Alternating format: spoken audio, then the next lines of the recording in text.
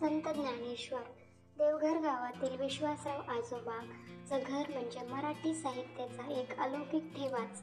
शिक्षक म्हणून आयुष्यभर स्वतःचे ज्ञान लोकांना वाटून आजोबांनी आता निवृत्ती घेतली होती. उन्हाळा सुरू झाल्यामुळे आजोबांची 2 नातवंड उन्हाळ्याचा आनंद घ्यायला मुंबईहून आजोबाच्या घरी जमले होते. पिंटू आणि मीनू दोघा मस्ती करत तांदूळ निवडत असलेल्या सुनेला त्रास देण्यासाठी तिच्याजवळ आले आणि इतक्यात सुनेचं लक्ष त्यांच्यावर गेलं. अरे अरे पोरांनो, इथे काय मस्ती करताय? करू नका ना, माझी सगळी मेहनत वाया घालवाल. आम्ही तर तुम्हाला मदतच करतोय ना काकी. हा मदतच करतोय ना काकी. अरे देवा, वाढवाल माझं काम तुम्ही. अरे मीनू, ते निवडून ठेवलेत मी बाळ. पिंकू आणि मीनू मात्र काही ऐकायलाच तयार नव्हते. तेवढ्यात आजोबा तेथे आले आणि सुनेचं मन जरा हलकं झालं. बाबा, या पोरांना जरा तुमच्याजवळ बोलवा बरं. हो, पिंकू आणि मीनू या इथे माझ्याजवळ बसा. आजोबा, आम्ही काकीला मदत करणार. हां, आम्ही मदत करणार. पोरांची उत्तरं ऐकून सुनेनं मात्र डोक्याला हात लावला. अच्छा, आपोआप चालणारी भिंत मात्र मीच पाहणार, मीच ऐकणार ती कहाणी. आजोबा, आम्ही उल्लू नाही बनणार. हां, आम्ही उल्लू नाही बनणार. मुलांचं बोलणं ऐकून सगळे जोरात हसू लागले. कारण आम्हाला माहीत आहे की भिंत कधीच चालत नाही. हो, आत्ताच्या काळात कोणीही भिंत हलवूही शकत नाही. पण एकेकाळी संत ज्ञानेश्वरांनी आपल्या भावंडांसोबत संपूर्ण भिंतच चालवली होती. खरं? मला सांगा ना आजोबा त्याची गोष्ट. मला पण. पिंकू आणि मीनू चटकन उठून आजोबांजवळ जाऊन बसले. बरं झालं बाई, गेली आजोबांजवळ पोरं. फार वर्षापूर्वीची गोष्ट आहे. त्या काळी एक महान संत होऊन गेले, संत ज्ञानेश्वर. वयाने लहान पण कीर्ती सर्वत्र होती त्यांची भावंडं निवृत्ती आणि सोपान, मुक्ताई. पण भक्तीचा खरा अर्थ लोकांना समजावत असत. काही लोक त्यांच्या विरोधात होते. विसोबा भट आणि जोशी भट हे आळंदीचे सर्वात मोठे विद्वान. पण लोकांना संत ज्ञानेश्वर महाराजांनी सांगितलेला भक्तीचा मार्ग सोपा होता म्हणून तो लोकांना आवडत असे. परमेश्वरा, कसं होईल या लोकांचं? आपल्या डोळ्यांनी पाहून कानांनी ऐकून पाप करत आहेत.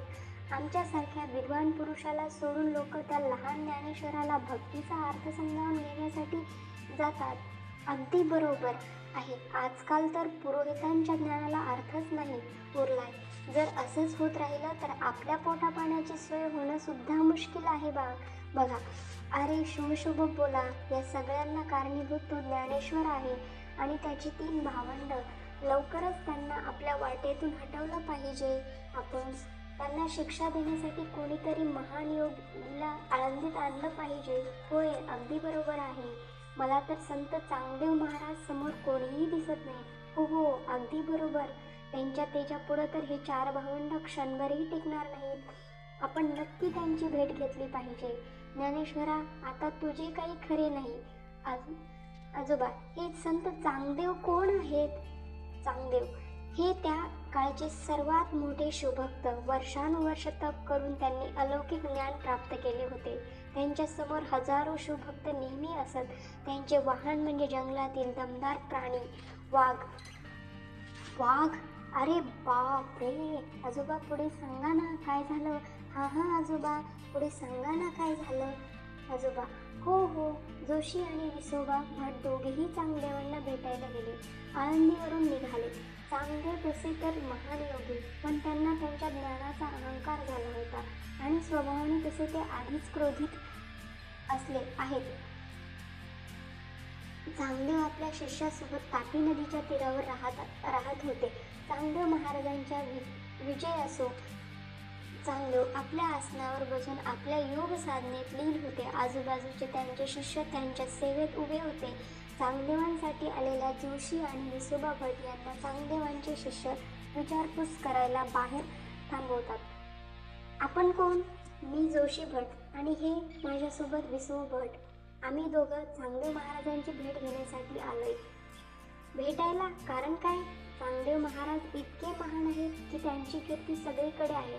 पण आळंदीतील ती चार भावंड चांगदेवांच्या त्यांच्यापेक्षा जास्त ज्ञान आहे असं लोकांना सांगून त्यांची दिशाभूल करतायत. शिवहम शिवहम. कोण आहे ज्यांना महाराजांचा आदर नाही? तेच तर आम्ही चांगदेव महाराजांना सांगायला आलोय. पिंकू आहे, ठीक आहे, मी महाराजांना कळवतो. अगदी शोभणारं कारण दिलं तुम्ही पंत. चांगदेव आपल्या योग साधनेत मग्न असताना जोशी आणि विसोबांचा संदेश घेऊन चांगदेवांचे शिष्य चांगदेवाजवळ आला. चांगदेव, शिवहम, बोला. महाराज, आळंदीहून 2 माणसं तुम्हाला भेटायला आली आहेत. कारण महाराज आळंदीमध्ये काही बालक तुमच्या ज्ञानाच्या महानतेला आव्हान देत आहेत. महाराजांनी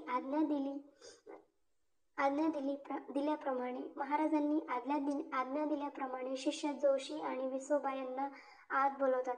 महाराजांचे योग तेज पाहून दोघेही त्यांना साष्टांग नमस्कार करतात. नमस्कार महाराज. शिवहम शिवहम, बोला. महाराज, आळंदीमध्ये काही मुलं लोकांना चुकीचे भक्तीचे ज्ञान देत आहेत आणि तुमच्याकडे जे ज्ञान आहे ते चुकीचं आहे असं सरळ सरळ लोकांना दिसू लागले आहे.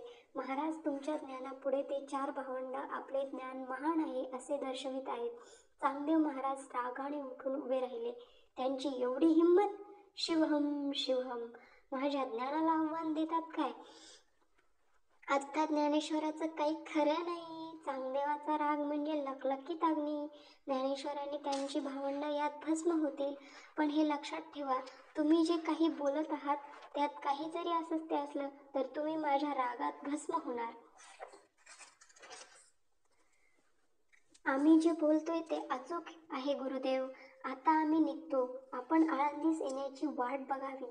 तथास्तु. ज्ञानेश्वर, बघतोच तुला. आजोबा, मग काय झालं? तेवढ्यात दुपारचे जेवण करायला विश्वासराव आजोबांची सून पिंकू आणि मीनूला बोलवायला आली. पोरांनो, चला जेवायला. नाही काकी. आजोबा, तुम्ही पुढे सांगा ना, काय झालं? हो सांगते. रागाच्या भरात चांगदेव महाराज आळंदीकडे जाण्यासाठी निघाले तेव्हा त्यांच्या शिष्याने त्यांना थांबवले आणि सांगितले, महाराज, माफ करावे. आपण अशा लहान मुलांना भेटायला स्वतः जाणे आम्हास योग्य वाटत नाही. शिवहम शिवहम, तुमचं म्हणणं पण बरोबर आहे. त्यांना इथे बोलवून घ्या आणि माझे पत्र त्यांच्याकडे पोचवा. जी महाराज, मी पत्राचा बंदोबस्त करतो. चांगदेवांनी ज्ञानेश्वरास लिहिण्यासाठी पत्र आपल्या शिष्यांच्या हाती दिले, पण त्यांना हे समजत नव्हते की ज्ञानेश्वरांना काय म्हणून संबोधित करायचे. लिहा गुरुवर्य. नाही, ते या मानायोग्य नाहीत. तीर्थरूप नाही, त्यांचे आत्मिक ज्ञान एवढे सिद्ध नाही. मग महाराज, लिहायचे तरी काय? चांगदेव विचारात पडतात. ही मजकूर लिहायचा तरी काय? हा कोरा कागद घे आणि जाऊन त्या ज्ञानेश्वराला दे. जर तो एवढाच ज्ञानी असेल तर त्याला मला काय हवे आहे ते लगेच समजेल. चांगदेवांचा शिष्य त्यांचे पत्र घेऊन आळंदीला ज्ञानेश्वराकडे पोहोचला. ज्ञानेश्वर आपल्या भावंडांसोबत आपल्या घरापाशी आपली रोजची कामे करत होते. ज्ञानेश्वर यांना नमस्कार. असो, मला चांगदेवांनी पाठवलं आहे हे पत्र घेऊन. जवळच असलेल्या मुक्ताईने शिष्याकडून पत्र घेतले आणि उघडून पाहता जोरात हसू लागली. ज्ञानेश्वर, काय झाले मुक्ताई?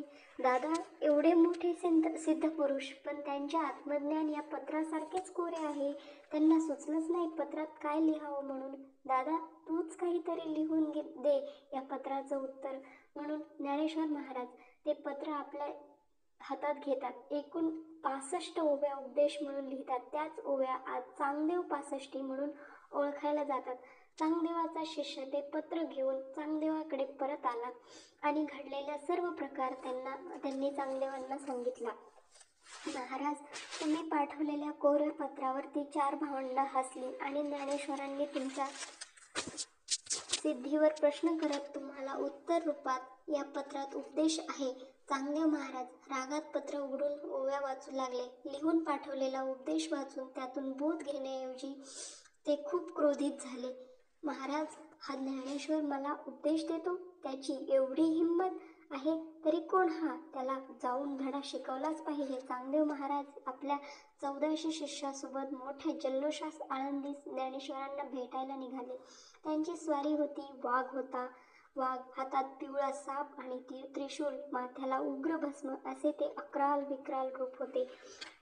चांगदेव महाराज आळंदीत रागात येत आहेत ही बातमी ज्ञानेश्वरांना एक भक्त सांगायला आला. त्यांच्या घरापाशी येतो तेव्हा सकाळची वेळ होती. संत ज्ञानेश्वर आपल्या भावंडांसोबत घराबाहेर एका भिंतीवर बसले होते.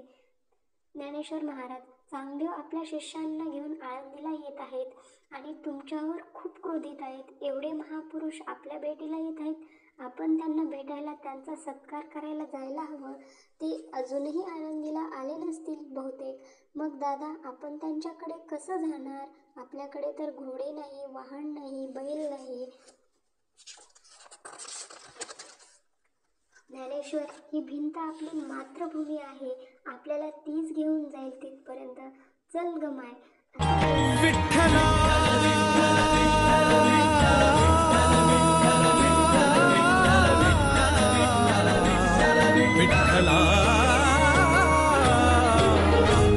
साठी जोशी आणि विसवा भट तिथं घर हार घेऊन उपस्थित होते. तेवढ्यात ज्ञानेश्वर आणि त्यांची 3 भावंड भिंतीवर बसून आकाशातून तिथे येत आहेत असे सगळ्यांना दिसू लागले. सगळ्यांची नजर वर झाली. चांगदेव महाराज आपल्या योग साधनेतून प्राण्यांना आपल्या काबूत करत होते, पण निर्जीव वस्तूला आपल्या समोर आकाशात उडताना पाहून त्यांना विश्वास बसला नाही.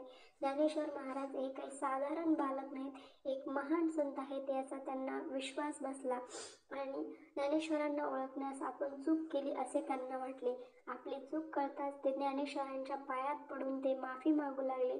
मला माफ करा महाराज, मी तुम्हाला समजू शकलो नाही. तुम्ही दिलेला उपदेश मी नजरअंदाज केला, तेही माझ्या अहंकारापोटी. मला माफ करा. उठा महाराज. तुमच्यासारख्या विद्वान पुरुषाला असे पायाशी उभे राहणे शोभत नाही. तुम्हाला तुमची चूक कळली हेच खूप आहे. चांगदेव महाराज ज्ञानेश्वरांच्या पाया पडले. हे पाहताच जोशी आणि विसोबा भट यांनाही चूक समजली. त्यांनीही ज्ञानेश्वरांना माफी मागितली. पुढील काही दिवस चांगदेव महाराज आळंदीतच राहिले आणि ज्ञानेश्वरांकडून उपदेश घेऊ लागले.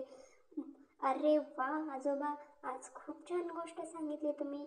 हो आजोबा. बाळांनो, ही आपली संत परंपरा आहे, जी आपण जपली पाहिजे. नक्की आजोबा.